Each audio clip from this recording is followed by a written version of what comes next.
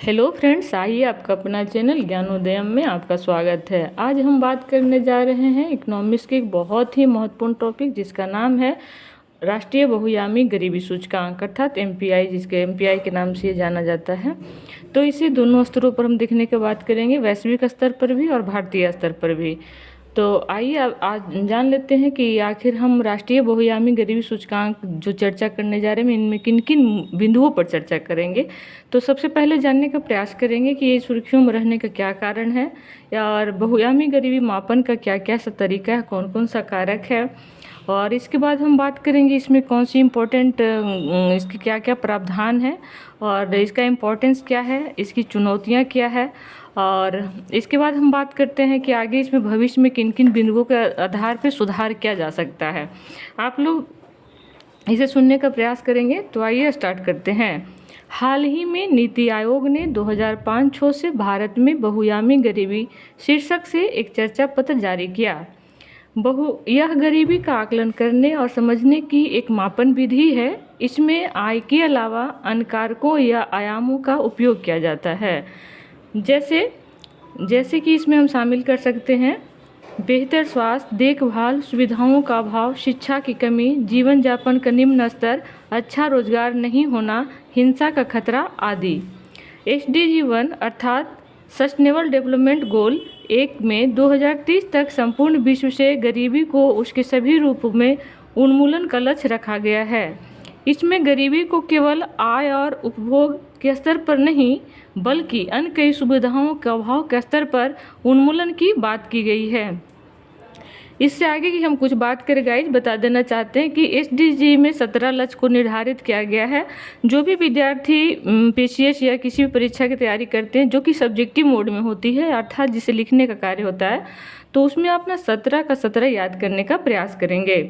आगे देखते हैं कि इसमें मापन की विधि क्या क्या है। तो बहुआयामी गरीबी सूचकांक में व्यक्तिगत स्तर पर गरीबी का आकलन किया जाता है। MPI की गणना के लिए अलकरी-फोस्टर विधि का प्रयोग किया जाता है। और ग्लोबल में अगर हम बात करते हैं तो भारतीय कथा जिसे नीति आयोग द्वारा प्रदर्शित की जाती है ग्लोबल स्तर पर, जिसे हम GMPI के नाम से जानते हैं। यह वैश्विक स्तर पर गरीबी मापन की एक मान्यता प्राप्त विधि है।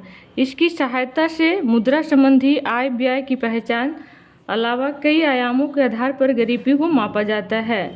GMPI रिपोर्ट की पहली बार 2010 में Oxford poverty and human development initiative अर्थात OPHI और संयुक्त राष्ट्र विकास कार्यक्रम UNDP ने संयुक्त रूप से जारी किया। इसमें 100 विकासशील देशों को शामिल किया जाता है, जिसमें व्यक्ति द्वारा एक साथ सामना किए जाने वाले स्वास्थ्य, शिक्षा, जीवन स्तर में गंभीर अभावों को दर्शाया जाता है।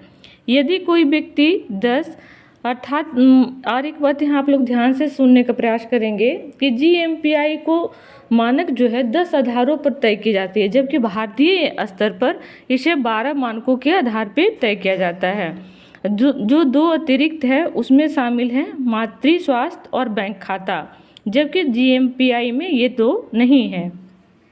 इसमें 2 और महत्वपूर्ण बातें हैं जो आप सुनने का प्रयास करें। पहला है हेड काउंट रेशियो, जिसे एज से इंडिकेट किया जाता है। यह कुल जनसंख्या की तुलना में बहुआयामी गरीबों की संख्या का अनुपात है। दूसरा है इंटेंसिटी ऑफ पॉवर्टी, जिसे ए से इंडिकेट किया जाता है। यह बहुआयामी गरीब व्यक्तियों द्वारा सामना किए जा रहे अभावों के औसत अनुपात को इंगित करती है।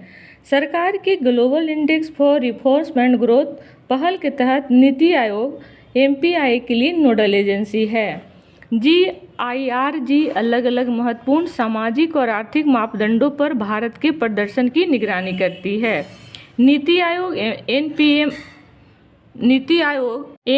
NMPI को मापने के लिए राष्ट्रीय परिवार स्वास्थ्य सर्वेक्षण अर्थात NFHS national family health survey के डेटा को उपयोग करती है, जिसमें फिलहाल MPI राष्ट्रीय बहुआयामी गरीबी प्रगति समीक्षा 2023, जिसमें NFHS 4 और NFHS 5 के आंकड़े को शामिल किया गया है। अब हम बात करते हैं कि इससे जुड़ी हुई मुख्य प्रावधान क्या है, कुछ डेटाज वगैरह हैं। और जैसा कि मैं हर बार आप लोग को बताती रही हूँ कि किसी भी आंसर राइटिंग में अगर आप डेटाज का प्रयोग करते हैं तो आपके आंसर बहुत ही वैल्यूएबल हो जाएगा। तो सबसे पहले जानने का प्रयास करते हैं कि एमपीआई में गिरावट। हेड काउंट रेशियो 2013-14 के अनुसार 29.17% से घटकर 2022-23 में 11.2% हो गया, अर्थात गरीबी में 17.89% की कमी देखी गई, जो कि बहुत ही शुभ संकेत है। पिछले 9 वर्षों में 24.82 करोड़ भारतीय बहुआयामी गरीबी से बाहर आए हैं। अगला कह रहा है कि इंटेंसिटी ऑफ पॉवर्टी में कमी आ रही है। इससे यह पता चलता है कि अभावग्रस्त आबादी के अभाव के स्तर कम हो रहे हैं, यानी कि उनके अभाव कम हुए हैं। गरीबियों के मामले में हेड काउंट रेशियो में गिरावट की गति 2005-06 से 2015-16 के तुलना में 2015-16 से 2019-21 के बीच बहुत ही तेज़ी से आगे आई है। सभी संकेतकों में गरीबी में गिरावट दर्ज की गई। एमपीआई के सभी 12 संकेतकों में महत्वपूर्ण सुधार हुआ। अभाव का सबसे अधिक स्तर खाना पकाने के ईंधन और आवास संबंधी संकेतों में देखा गया, जबकि अभाव का सबसे कम स्तर बाल एवं किशोर मृत्यु दर, बिजली और बैंक खाते के संकेतकों में देखा गया। तो पीटी पॉइंट ऑफ व्यू से यहाँ 2 बहुत ही महत्वपूर्ण बातें हैं कि जो 12 संकेतकों में सबसे अधिक अभाव किसमें देखा गया, तो खाना पकाने के ईंधन और आवास में, जबकि सबसे कम बाल एवं किशोर मृत्यु दर, बिजली और बैंक के संकेतकों में देखा गया। एमपीआई में गिरावट का क्षेत्रीय रुझान। अपेक्षाकृत गरीब राज्यों में निर्धनता में तेजी से गिरावट दर्ज की गई। यह असमानताओं में कमी का संकेत है। उत्तर प्रदेश, बिहार, मध्य प्रदेश, उड़ीसा और राजस्थान में बहुआयामी गरीबों का अनुपात में सबसे तेजी से कमी देखी गई है। सतत विकास लक्ष्य की प्राप्ति। भारत वर्ष 2030 से काफ़ी पहले एसडीजी अर्थात सस्टेनेबल डेवलपमेंट गोल 1.2 प्राप्त करने की राह पर है। एमपीआई में गिरावट के लिए उत्तरदायी कारक। अलग अलग सरकारी कार्यक्रमों जैसे प्रधानमंत्री उज्ज्वला योजना, सौभाग्य योजना तथा परिवर्तनकारी अभियानों जैसा कि स्वच्छ भारत मिशन और जल जीवन मिशन ने सामूहिक रूप से लोगों के जीवन यापन और समग्र कल्याण के स्तरों को प्रभावित किया है। अब हम बात करते हैं कि इसका इम्पोर्टेंस क्या है। यह देश में गरीबी के स्तर पर अधिक सूक्ष्म स्थिति प्रदान करता है। इसका कारण यह है कि गरीबी आकलन का पारंपरिक तरीका मौद्रिक मापदंड पर यानी उपभोग सर्वेक्षणों पर आधारित रहा है। वहीं एनएमपीआई जिला स्तर तक अभावों को शामिल करता है।